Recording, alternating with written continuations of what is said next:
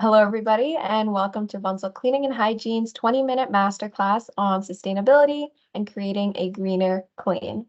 Today, we're going to explore the steps you can take to develop a more sustainable cleaning program and what sustainability in the cleaning industry actually means. We'll hear from an industry expert who's helped implement countless cleaning programs across the country to help facilities of all kinds reach their cleaning, hygiene, and sustainability goals. We'll also discuss how to overcome challenges when shifting to sustainable practices by following industry set standards and programs and guidelines that prioritize cleanliness, occupant health, and sustainability objectives, all of which will give you the perfect first steps to becoming eco-friendlier from floor to ceiling. Hello, I'm Shireen Alamjawar, content creator with Bunzl Canada's marketing team, and I will be the moderator for today's masterclass. Before we jump into our webinar and meet our speaker, let's go through a few housekeeping details. So today's webinar is scheduled to run 20 minutes, followed by a question and answer session from our expert at the end. All attendees' microphones and cameras have been turned off, so if you would like to ask our expert a question, please submit it in the Q&A box in the bottom right corner of your screen. And finally, today's webinar is being recorded and will be posted on our Bunzl Canada YouTube channel. So if you have to leave early, don't worry about it. In the coming days, we'll share out a link to watch the webinar on demand. Let's get started. So today's featured speaker is Bunzl Cleaning and Hygiene's Director of National Accounts, Jay Creek.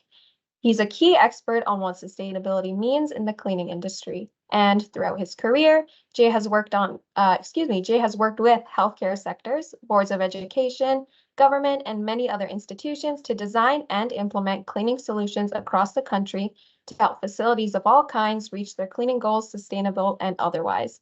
Thank you, Jay, for joining us. Thank you.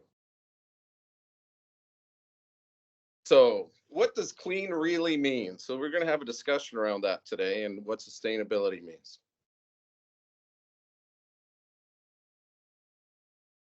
So your impact on cleaning, there's really 5 things that affect it. The first one is the water, and that's just not the amount of water that you're using and also the chemistry that goes into that water. So you need to consider that. Then you have air, and the air is the VOCs. So that can either come from chemistry being aerolized into the air, or it could be simply HVAC issues. Waste, and that's really important that you're looking at what's going into the landfills and what we're using for plastics and recyclables. Health, which is truly the most important thing. I mean, our most important people in every one of our businesses are our employees, and to provide them good, safe, sustainable products to use is ideal. And the last is this solution in the system. So making sure that we're using the right products, the right place at the right time. So what are some of the key challenges? Clearly, lack of education is one of those things. What is sustainability? How do we implement that within our group? How do we train our employees? Looking at for products and what part of the cleaning program could be more sustainable, and then resistant to change. That's our reality in any business, is that we're going to have people that are not comfortable with change, and that education and the training and the implementation part is crucially important in order to make this work successfully.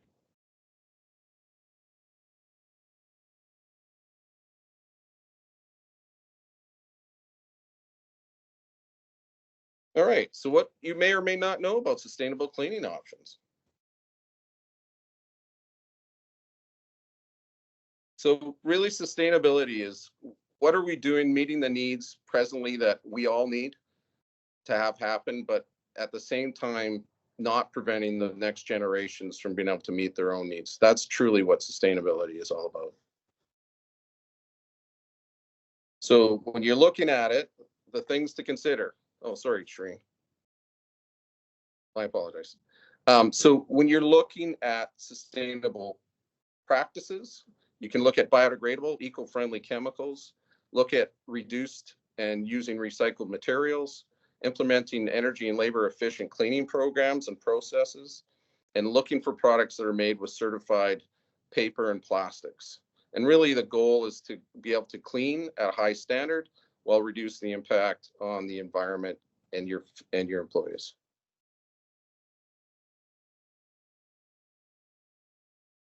So what are the options? The things that you should be looking for is certifications. Keep in mind that just because a product might say it's green or might say it's got a nice fancy name that looks like it's in a sustainable product, if it's not certified, make sure that you're looking for it. So some of the ones that really are out there are Ecologo, Green Seal, FSC, which is really emerging. And the reason FSC is emerging, it's really effects on the paper side, whether it be cardboard or towel and tissue, is that the greatest source for post-consumer recycled material on the paper side were office towers. And we know since 2019 and COVID that there's a lot less people in those buildings, so it's a lot harder to get post-consumer recycled paper. So the FSC Council is really coming out as much stronger ability to provide a sustainable source for paper. And the last is CRI, and that's really is the Carpet and Rug Institute, and it really promotes indoor air quality and low power equipment. So it's really looking at how do we reduce our impact through equipment usage. But just because something doesn't say it's Ecologo, I'll just contradict myself a little bit, doesn't mean it's sustainable. And what I mean by that is there is certain products that you cannot certify, but is certainly sustainable. And we'll be talking about that in just a minute. So PCR, post-consumer recycled material. It's really important for not only sustainability because we're reusing. And my grandma, who told me about 30 years ago, she said, I was recycling long before there was recycling because she came out of the dirty 30s and they reused everything they could. So whenever you can reuse and reduce your impact, it's very important. So by using PCR, you can reduce your energy consumption by 79%. Greenhouse gases can go down as much as 67%. And one of the challenges that we have to look at is the Canadian government is going to require all plastic packaging to have at least 50% PCR by 2030. And I talked about that impact of not having sources for plastic and plastic recycling. And so we'll talk about waste stream management shortly. So what can you do to help make sure that there's supply of that post-consumer recycled plastic? So how can they be sustainable?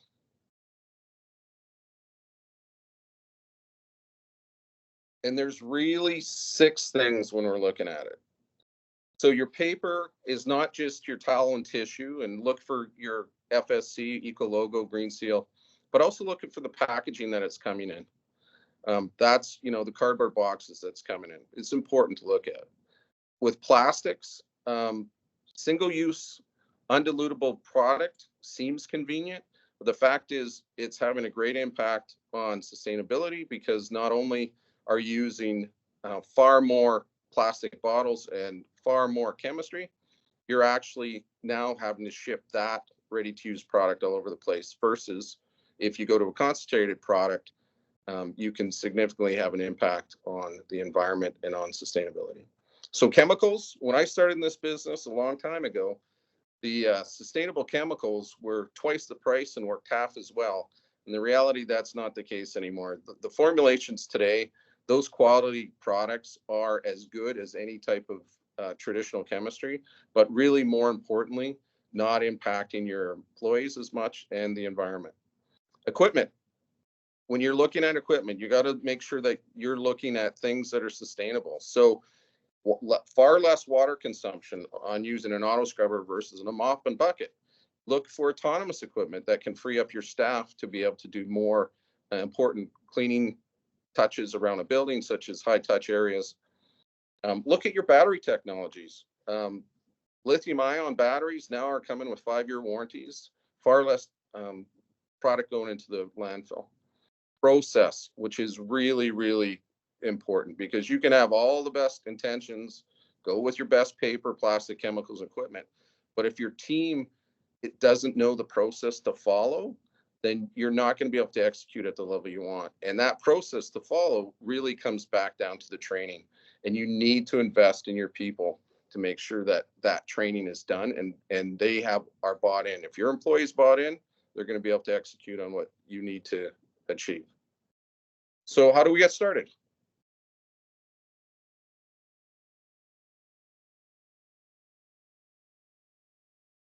All right. So with paper, again, I talked about that packaging. Look for the eco logo, look for the high post consumer, look for FSC.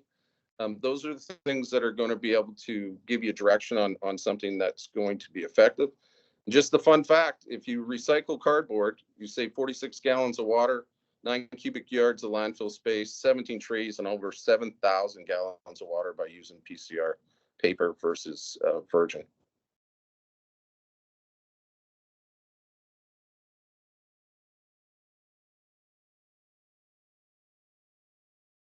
So next is plastic. I mean, so there is actually certifications around plastic now, especially on the garbage bag side. But I would say when you're looking at garbage bags, just don't look at, even if it has an eco logo, try to find garbage bags that are actually made with less plastic that will still do the job that you want to do, which is to get garbage to a curb. But if you can do that with less plastic, you're going to have a better impact on sustainability and the environment. Look for those resins. On chemistry, if you look at a ready-to-use bottle versus a concentrated product, a 4 liter bottle that's ready to use could be up to 2,000 bottles being made out of one concentrated 4 liter container. So think about that, not having to ship 2,000 bottles around and you just only have to be one. And 80% of the Canadians' plastic ends up in landfill. So that's all on us to make sure that we're really working towards getting that stream of PCR content on plastic for Canada by 2030.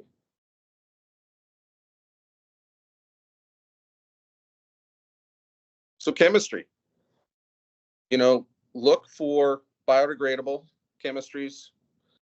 Really look at dilution systems. That's a key to not being using ready-to-use product whenever possible. Look for products that are low VOC to have that reduction impact on your employees. Look for the certified products wherever you can, but really is also the process. Simple things that instead of aerolizing a bottle, using a spray bottle and spraying it into the air, using a bucket with a microfiber for above floor cleaning, you're going to have a better impact. You're going to have a better clean, and you're also going to have a better result for your employees. One thing you got to watch for is greenwashing, and that's one of the things that are out there. Look for certification, especially on items that can be certified, such as paper and chemistry. Those ones, make sure that you're looking for that certification versus just the product name.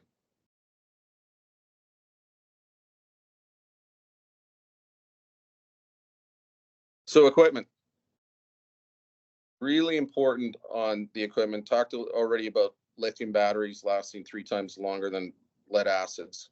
But on equipment also, the way compact scrubbers have got now, that where you traditionally would have to use a mop and bucket, you can use compact auto scrubbers that use a fraction of the water and fraction of the chemistry, and it does a much better job, way easier on your employee. So not just sustainability for the environment, but sustainability for your own industry. Preventative maintenance programs, really important. I think we all know the importance of preventative maintenance programs, but really the longer you can have a machine last, the less time it's going to be in a landfill. It's also going to make sure you have uptime. It's also going to make sure you have happier employees. So those are all sustainable practices. And it also allows for end-of-life management because eventually every piece of equipment will break to the point where you need to replace it. And what do you do when that happens? Look for equipment that are stamped with recycled logos on it. And if you can extend that length of the equipment, it's less going to the landfill. And did you know old and unmaintained equipment consume up to twice the amount of water as well maintained and new equipment?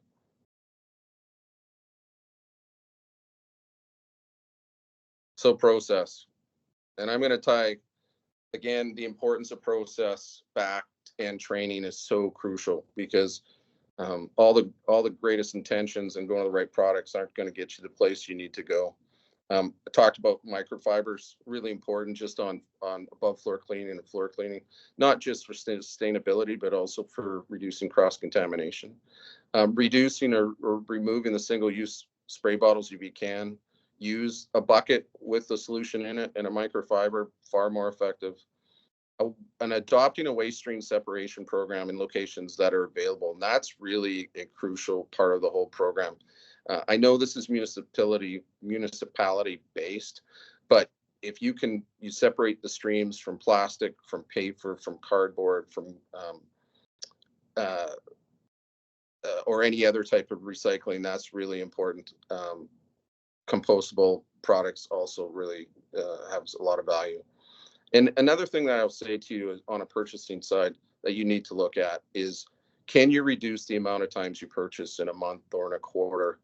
Can you reduce the amount of suppliers that you're using so you don't have multiple people come into your buildings? Those are all sustainable practices.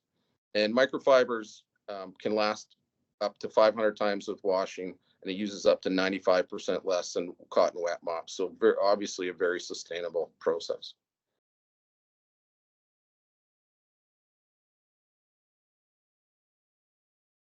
So last thing, again, which is the most important thing, is the training and implementation.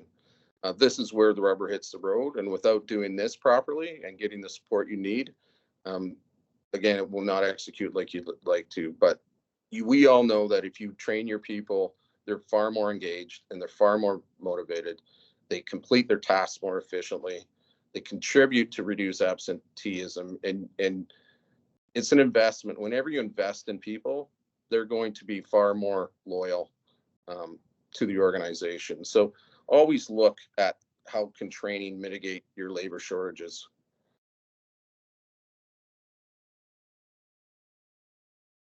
And so the holistic approach to creating a sustainable cleaning solution comes down to, where do I get started? And there's things to look at. So Canada Green Building Council is an excellent website. Within that, LEED follows within that, zero carbon building standards fall within that. That can give you a really good baseline of where you are today and where you want to go. SIMS and GBAC, it's a program that's done by the ISA. If you can get your staff trained through that, that really works on sustainability. And for us, if you need our help, we have a 5-step program called Confident Clean. And what we do is we come in and assess your situation. We talk about where you are today. We talk about where you want to be tomorrow, and see how we can help you get there. And that's really as simple as it is, and as complex as it is. So if you need any help, we'll be there to help you.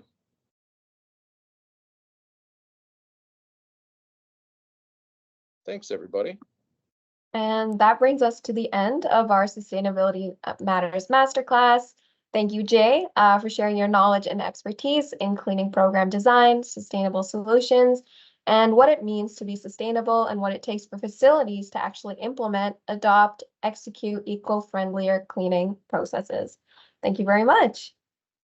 So now we're going to move on to our Q&A. So we've got a few questions. So Jay, first question is, even if we adopt sustainable practices, how do we know if these new processes are actually being done? Yeah, that's a great point. And that goes back to the training, but it also comes back to the measuring, and what gets measured gets done. And there's multiple different ways to do that. It can be as simple as a checklist on the back of a door, and could be as sophisticated as a digital footprint. And we can offer you solutions on both of those. Wonderful. Another question we have here is, and you talked about this a little bit earlier, Jay. Someone asks, I've heard diluted chemicals are more sustainable based on the way they are shipped. Can you expand on that? Sure, absolutely. So I'll use that example of a 4-liter container that's you can dilute 1 to 500. That creates 2,000 ready-to-use liters of product, versus that would now look like 2,000 single-use bottles. Far more sustainable to ship it, far more easier on the environment, and you're using the water coming out of the system. So it's a much better program. Great. Our next question is, you mentioned earlier that we can use cleaning equipment to be more sustainable. Can you provide some examples on how else they benefit a cleaning program? Sure. Couple things. So again, I mentioned earlier, I'll use auto scrubbers for an example, that you're using far less water and you're using mechanical agitation of a machine, and you're also picking up the solution all at the same time. So it's a far more sustainable process. It's far faster. It's easier on the employees.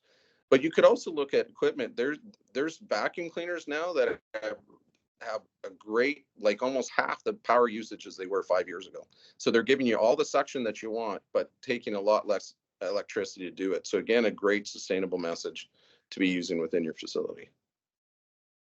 That's great. We have a few more questions for you here, Jay.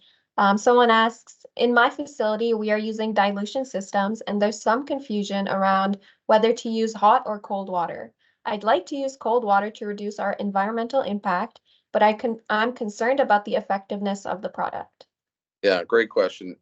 When I started, again, going back to when I started in this business, basically everything had to be used in hot water. You're using traditional chemistry in hot water to get any kind of impact.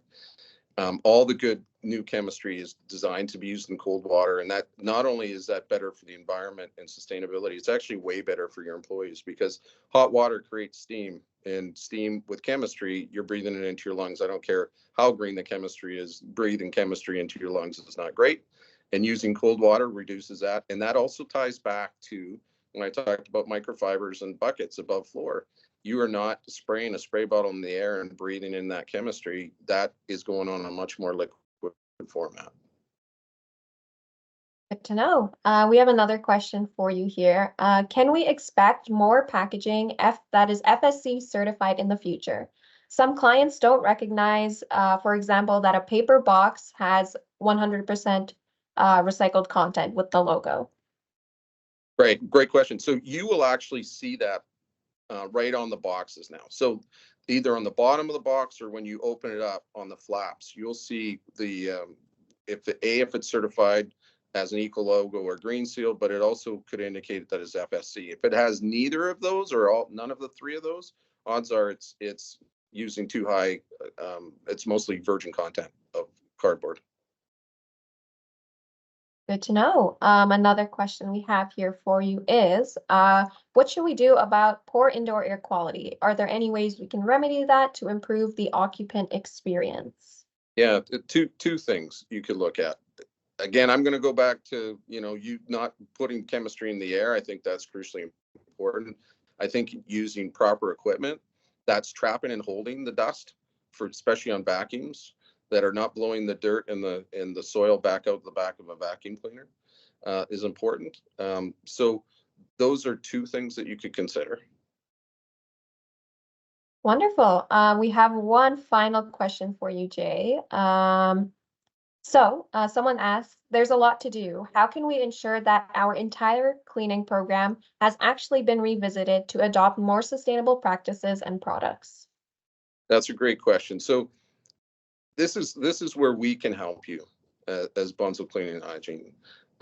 We can get in and work with you to understand what you know currently and what you don't know currently, and how we can help educate you to achieve the goals that you want. And that's really where we come in. We're consultants. We're not there trying to sell products. It's all about trying to figure out what you're doing today, where you want to go tomorrow, and how we can help you get there. Wonderful. Thank you for that, Jay. And just a reminder to everybody, the full webinar will be posted to our YouTube channel at Bunzl Canada. So if you had to run out, or if you want to look back at everything we talked about today, you will be able to do that in the coming days. All right, and that brings us to the end of our Q&A.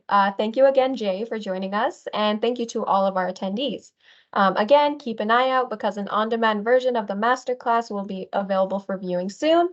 And don't forget to follow our socials so you don't miss out on the next webinar. Thank you again, everybody. Great, thank you.